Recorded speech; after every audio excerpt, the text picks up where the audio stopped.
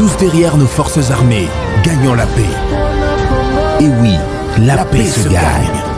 La paix à tout prix.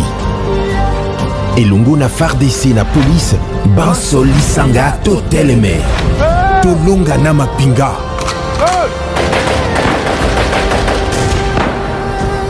Bendele Koyate. Boye Malamu na GCAM Télévision, merci Nabino téléspectateurs, fidèles abonnés. Merci Nabino Ndenge Boponi, chaîne GCAM Télévision. Merci Nabino Pendenge Boponi, émission Nabino Debout Congolais. Rien n'a changé. Vérité Koko va toujours triompher. Des tables de vérité à Debout Congolais, c'est la même chose. La seule vérité. Oui, Animaka Bisoto Melabino Basango ya Maele Kakana Katia République démocratique du Congo à travers décryptage et analyse ya information yango wanande tokokoba soko sepeli ko appartenir na famille ya GCAM Télévision au sepeli ko appartenir na lisanga ya émission Debout Congolais. Abonnez-vous à cette chaîne, partagez nos informations. Kozangate kotinde la biso ba commentaire pe ba suggestion na yo na numéro eza na isa etando na biso awa mbote mingi pa papa Gérard Kabea pesa ka biso opportunité ya ko présenter émission oyo na etando ya GCAM Télévision. Mbote pe pa na bino balandi na biso boza ebele ya ko réagir na ba information na biso ya ba analyse to pesa ka bino.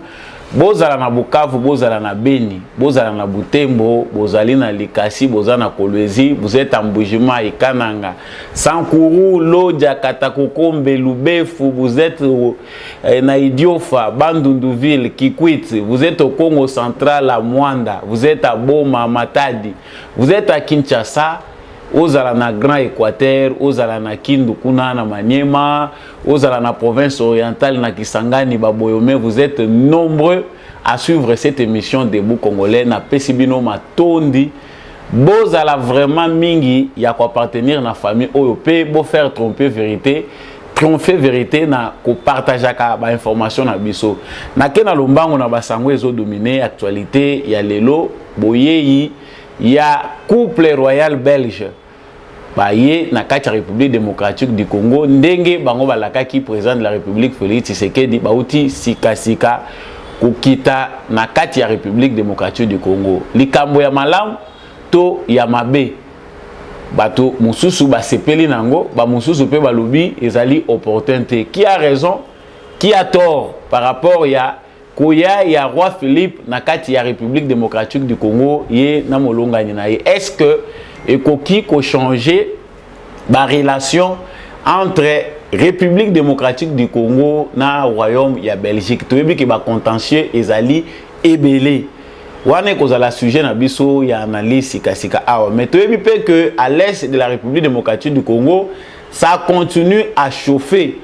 Malgré la position des États-Unis, position, il y a Conseil de sécurité, il y a Nations Unies, lobby Tolandaki, Petit Lelo, qui bitumba et reprendre M23 à Lukaki pour surprendre FARDC à réagir na légitime défense pour chasser bango pour gagner encore d'autres territoires où ils allaient jusque là occupés na ba rebelle il y a M23. Doit-on dire que logique ya suka oyo esengeli pona ko mettre fin na M23 ezali logique ya guerre tangu tozali ko mona na mopanzi mususu bato bazali ko prôner pe bazali ko senga ki dialogue ezala wana pe nyonso tokolobelango na pesi bino rendez-vous kaka na émission oyo na insister soko linko faire partie na équipe oyo to pe na communauté oyo Debout Congolais isika wapi bana mboka biso nyonso tofungoli miso pona makambo etali mboka na biso ya liboso faut à abonner na chaîne na biso ya mibale groupe Debout Congolais kozala benga na numéro wana vous allez trouver moi-même Samba Olonga na zawana na lobaka toujours ke mokili eza balance conseil gratuit sala malamu parce que d'une manière ou d'une autre yo koyeba ko rendre ba compte ya makambo malamu topé mabe osala kapo justice ya Nzambe moto moko te aishapaka na contrôle nango. Nazongi rapidement l'actualité oyo na yaki nango lelo. Tomoni que diplomatie ya président Félix Tshisekedi eyepé na proche nango. Le président Félix Tshisekedi s'était déplacé en premier à Kendaki na royaume ya Belgique kuna akutanaki na roi Philippe. Depuis il y a ba discussion na bango ezalaki facilité vu ba relation ternie, ba relation oyo ezalaka conflictuelle entre Belgique na République démocratique du Congo. Selon ba historien, selon ba homme politique, royaume ya Belgique aza ko devoir Congo et belé les contentieux belgo-congolais aliwana. Le passé colonial sombre, un passé colonial criminel. Oui, c'est là que les Congolais belé na souvenir na mutu na bango, ezali que passé colonial wana ezala ki barbare. La Belgique doit beaucoup au Congo sur base ya ba trace mabe atika batika na kati ya République démocratique du Congo. C'est lui qu'on reçoit aujourd'hui na République démocratique du Congo. Il est le petit-fils de Léopold Mutu Oyo asala kombo ngo asala ndenge nini kombo na etambola mukili mobimba pona ba crime oyo ezalaki komi na Congo oyo bango ba kolonizaka.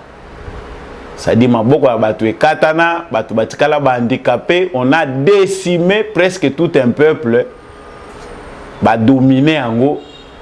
Vraiment bilan ya colonisation belge ezalaka controversé entre les avis de ceux qui soutiennent pensée coloniale na avis ya batu oyo ba soutenaka ba autochtone batu oyo bandimaki que vraiment le peuple congolais était souverain bakokaki ko édiquer était na jara bonyama ya ndenge wana bango ba bengaki yango civilisation mais civilisation wana elekaki na nzela oyo to bengi pe barbarie parce que fimbu ko beta mutu ko priver mutu ba droit na ye fondamentaux ezali biloko oyo ezalaki ba crime, ça dit soto sali somme ya esaleli oyo ba colon basalaki na kati ya République démocratique du Congo commençant par le roi Léopold II Congo eko koma na maboko ya Belgique.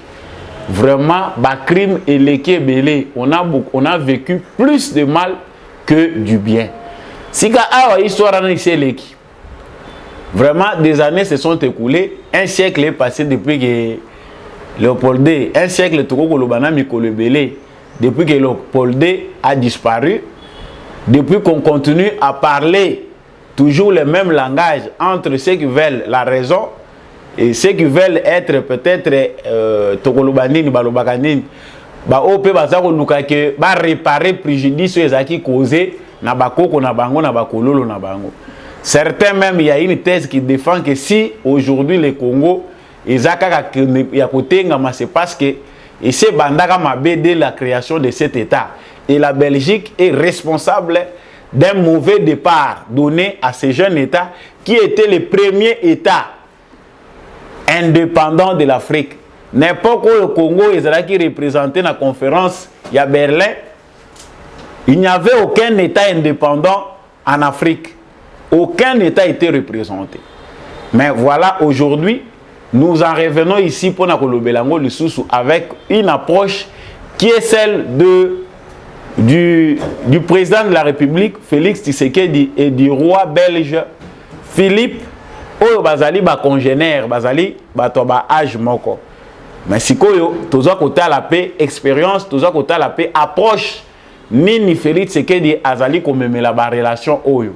Est-ce que na manière oyo Félix Tshisekedi azali orienté relation ya Congo na Belgique, tokoki ko bima na issue moko ezali pacifique, issue moko réconciliatrice ya makambo oyo elekaki na kala.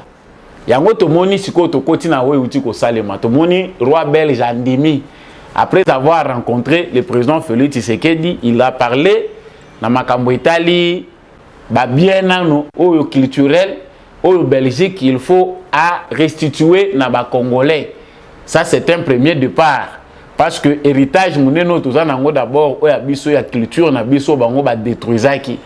Bizara ba bien na biso ebele culturel oyo ezali ko constituer passé na biso oyo ezali patrimoine na biso culturel et c'est tambolé kenda ko vanda lokola na prison na ba musée na poto parce que ne devons pas être tokolobaga teke ba art na biso ba identité na biso culturelle à travers les arts.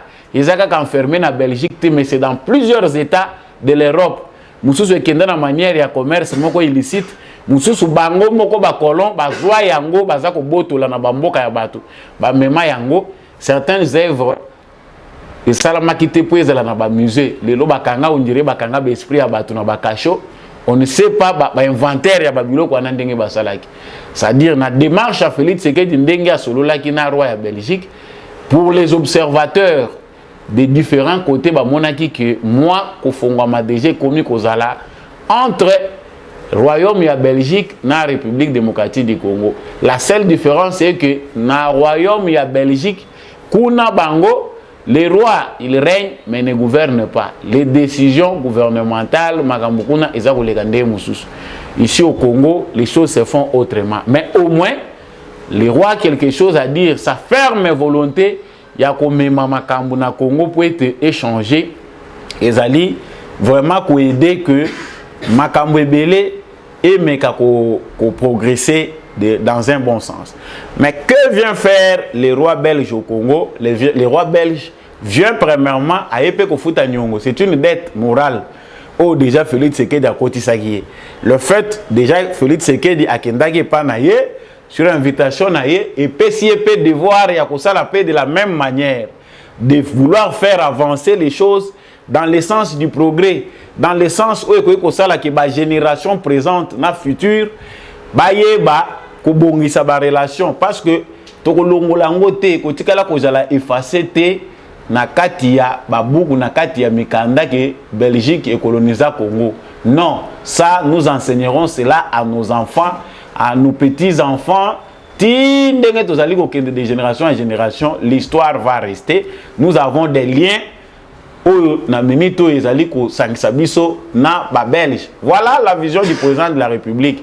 C'est-à-dire roi Philippe Aye. Bato bazako mituna mais awa yawa. Bato bagende ko tonda na aéroport, bagende ko yambaye, on est en train de mobiliser les gens. On a vu des partis politiques qui mobilisent les gens pour aller accueillir les rois. Ça ne se fait pas en Europe. Pourquoi on a saigné les caisses de l'État pour aller recevoir les rois? Faux. Tant que il faut que détail. Qui peut nous dire combien est sorti des caisses de l'État pour recevoir les rois? Au moins on est rassuré qu'on ne va pas corrompre les rois à son départ, comme à l'époque de Joseph Kabila. C'est autre, comme à l'époque de Mobutu, Bazara qui servit. Donc, ce on est au moins rassuré que les rois Philippe a na diamant na poche ba corrompre. Parce que tu es une époque où il y a des de triste mémoire. Ba corrompre roi pour abosa na ba crime bankambuya za komonawa a continuer de soutenir le régime à Kinshasa. Mais au moins nous sommes entrés dans une phase sérieuse. Dans cette phase, ce qu'on attend de Félix Tshisekedi Ezali, loin il y a une polémique na biso habituelle, une polémique où ils sont basés na progrès, une polémique où on a ce qu'on attend de Félix Tshisekedi Ezali qui approche oiseau la makambu et permettre na Belgique à réparer préjudice au y a causé na Congo il y a tant d'années, que ce soit sur le plan politique, sur le plan diplomatique, sur le plan culturel. Réparation Belgique a zana nyongo munene ya Congo mais nyongo entre les États ezali na façon ba foutre la kayango parce que relation o il y a ka beta ezala de paix ou de guerre boko ko bunda bitumba boko pe ko sala ba traité ya paix ezali na ba forme belé bato ba memela ka ba relation. Mais ici les gens sont en train de minimiser la démarche du président de la République. Est-ce que bango kuna ba mobiliser ki bato pour ba kende ko yamba Tshisekedi? Mais attention, ils ont leur façon d'accueillir mutu o bango baza ko yeba ki azali hôte de marque d'honneur. La bango na culture na bango peut-être ils ne sont pas oubliés ou bien peut-être par complexe il y a supériorité bango bazo vivre nango biso ba africain ba yamba biso te ba tonde la biso. Mais nous dans notre gène tant mutazo ya za mokonzi ko banda na ba roi na ba royaume na biso na ba empire, il y a toujours une mobilisation qui se fait. Il y a toujours une scène, une ambiance. Il y a un sengo qui caractérise Kuyamba ya Mupaya. À chacun ses cultures. Batuna culture na bangone memeli makamu na bango. Quand Félix Tshisekedi est allé en Belgique, on a mobilisé une sécurité hors du commun. sécurité wana bato balanda information malamu bayebi ke babimisaka ngo kaka soki Belgique aziyamba soit président États-Unis soit président soki balobi peut-être que roi et reine ya Angleterre akoko kita Belgique ndi bakoko bimisa sécurité wana ou bien le président américain lobi kazo chama kolona Belgique ndi babimisa sécurité wana. Mais pour la première fois un président africain, le président de la République démocratique du Congo, reçu na Belgique, ba mobiliser sécurité moko royale, ba lobi oyo, ba bimisa kango kaka pona ba hôte de marque. Il a reçu ces honneurs là. Ba honneur mususu ezaka symbolique, ça montre la façon oyo mutalinga orienté ba relation na ye. Les Belges, ils sont pas tous de la même manière. Ils allaient na ba oyo mitu na bango ils allaient incliner na forme au bandai ko lela bagena bango na ba époque wana. Les Belges de l'époque coloniale, les Belges de l'autre nini bazali pe ba Belge o bazali mitu na bango en otage par rapport au système époque na bango. Mais la Belgique évolue. Aujourd'hui, nous avons d'autres citoyens belges. Au pays bazali peut-être pe na moins différence, il y a réflexion par rapport à au mususu balekaki. Il y a des enfants qui viennent, il y a une nouvelle génération, même ceux qui bakoko na bango batata na bango bazolinga ba incliner bango kaka na ba relation na jaro ba yebeli.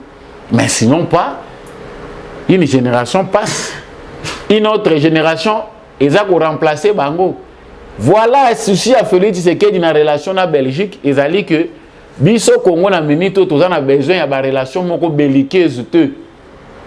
Ba relation moko ya bitumbate. Le Congo na niveau où toza ya ko reconstitution nango, na niveau où toza ya refondation ya état, na niveau où toza ya réorganisation, tozali na on a besoin ba conflit kilikilité. Ah batu ba jusqu'au nde makasi ya ko rappeler passé colonial belge. Bandaka la bovandaka awa na Joseph Kabila zo sala ba théâtre awa. Boye bagité ke passé colonial belge ezalaka. Nous avons aujourd'hui conscience toyebi ke Belgique azo devoir biso makambo ebele. Cela ne nous empêche pas de recevoir le roi de Belge, qui est aussi un enfant, qui n'a pas été dans la pensée de Léopold II. Nous avons tout le temps, il y a génération à l'élo, revoir les choses en regardant dans une autre direction, qui est la direction du progrès. Nini tokoki ko sala po ba relation malamu ezala.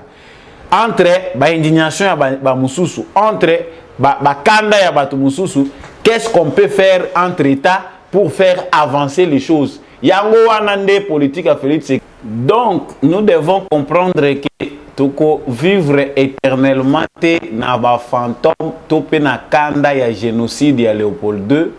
La Belgique est un petit pays, nul t'était la colonisation. Toza natan mukete biso tokende koyamba roi belge. Mais parce que nous avons une histoire où ils ont lié biso, il faut payer histoire ou à la réparer. Il faut des hommes capables de représenter valablement nos deux États pour voir et logo nini et sengeli ko salema pour na ko réparer préjudice et puis pour na ko bongisa ko sala traité moko de paix par rapport à contentieux belgo-congolais. Je sais que les historiens sont spécialistes en ça pour na ko rappeler biso ba feignon so ndenge lekela nazana temps waté ko betaka histoire. Moi j'ai fait mes analyses par rapport à ce qui se passe. C'est-à-dire ceux qui ont se pelé na yo na koya ya roi belge j'étais na Congo, au Monique et Félix Tshisekedi azo sala pour amuser la galerie. Sachez qu'il y a un autre aspect important au yo zali ko ignorer, au yebité, c'est que cet aspect-là, c'est l'aspect qui veut qu'on se réconcilie avec l'histoire. C'est un aspect qui fera que jeunesse o ya lelo eyeba nini o biso tokoki ko retenir ya Belgique. Et c'est par là aussi que biso peut photos à l'interpeller pour tout décoloniser l'esprit na biso mental na biso. Tozo bo ya ba colon, tozo silika kaka kanda moko mais sans organisation. Toza contenté na nyonso ezali ya ba colon, il y a de ceux qui revendiquent beaucoup ba coloniser biso. Non, la colonisation est mentale. Aujourd'hui, certains parmi nous batikali baza ko transmettre de génération en génération complexe, il y a infériorité. Bamususu batikali bazo transmettre de génération en génération instinct conflictuel oyo ba colon batikawa bango bazo tikela ngo bana bango tribalisme ba division oyo colon atikawa bango batikali baza ko transmettre. il faut des leaders, il faut des gens capables pour aider Bisso. Total, qu'est-ce qu'il faut tirer comme leçon et direction et non vivre dans les rancunes. Félix Tshisekedi fait sa part par rapport aux relations belgo-congolaises. En tant que chef d'État, à même le roi Philippe, on pense que d'ici bientôt là, la relique ya Lumumba, Lumumba n'a pas de sépulcre. Lumumba zana tombote, babomaka Lumumba, trace à Lumumba ezate, balobi lino ezali. C'est symbolique. Ces enfants, ces petits-enfants, ils ont besoin de nesika moko oyo bakoyi kolela tata na bango koya ko se souvenir na tata na bango koko na bango de manière honorable ba congolais nyonso bayeba mutu oyo munena kenda sango asala peke mboka na biso Congo et kende image etambola partout, peu importe ses erreurs, mais c'est une personnalité légendaire à sa dimension moko mondiale image na ye. Voilà ce qu'on retient de la visite du roi de la Belgique et sa femme. Depuis que Makambo ezali ebele ya kosalaka dans la diplomatie, il y a toujours des concessions à faire. Il y a une façon de faire avec un cœur d'État. Moulimo, motema oyo ya mutu soka azali un homme d'État ou bien commis président de la République pour les raisons d'intérêt général, ezali ndenge moko tena mitema na biso ou ezali prise en otage par les émotions et les sentiments. Le président de la République est obligé de ne pas agir beaucoup plus dans les émotions de son peuple et les sentiments. Wana kotikala kozala leader te. Yango commentaire otokoyi kosala, analyse critique otokoyi kosala. Mais ça ne sert à rien. Ya kopesa bato ba 1000 francs na ba drapeau bakende koyamba roi ya Belge. Bato basali yango volontairement, basali yango malamu. Bato yo de propre volonté, s'il y a certains curieux, bato musu par la joie, ba sepeli na bango kokende komona roi ya Belgique ndenga azoya bake koyamba ye. C'est bien. Ça fait partie de notre culture africaine. Au pe ba boyi ko sala ngo ne les obligeons pas. Au pe yo pe muto boyi ko yana yo za na ba préoccupation na yo ba tchaka ngo journée chômée te payé, ba sali yango bongo te. Muto ya sepeli ko kende koyamba, a ko kende koyamba ye, muto ya za na makambo na ye, bakangi ete ya ko sala ngo te. Nous devons tirer la part des choses et lo ezali important par rapport ya boyeyi ya roi Philippe. Ezali pe façon Félix Tshisekedi ko harmoniser ba relation na Belgique. Basi ba perdre vitesse tamulayi. Bazana makambo ebele oyo bango basi ba perdre na Congo likolo ya politique na bango ya mabe de génération en génération. Ils ont beaucoup ruiné le Congo, mais ezali pe chance pour na bango ya ko conserver passer oyo ezali ko tia biso en relation na bango ko bomba ba lien oyo ezali ko unir biso. C'est une chance pour Nabango parce que nous allons collaborer avec plusieurs États. Aujourd'hui, Félix Tshisekedi a saïbi sa bango. Les jeunes, na kalezala qui pona kotanga wa, batu banaye ko mona Eldorado, ya batu balingo kendo tanga à l'étranger, c'était la Belgique, tazo kende kaka France. Mais aujourd'hui, ce n'est pas ça. Ba Congolais baza na Chypre, baza na Turquie, baza ko kende na Canada, baza ko kende na Australie, ils sont ailleurs, là où les intérêts les amènent. Ce n'est plus la relation belgo-congolaise où tu y a Kalawana. Donc il y a moyen de refaire des choses. Yassika. Tango et Koki pour la Kimia au Katia et Kolomobimba. Tous derrière nos forces armées, gagnons la paix. Et oui, la paix se gagne. La paix à tout prix. Et Lunguna Fardesi na police, Bansol Lisanga Toteleme, Tolonga Namapinga.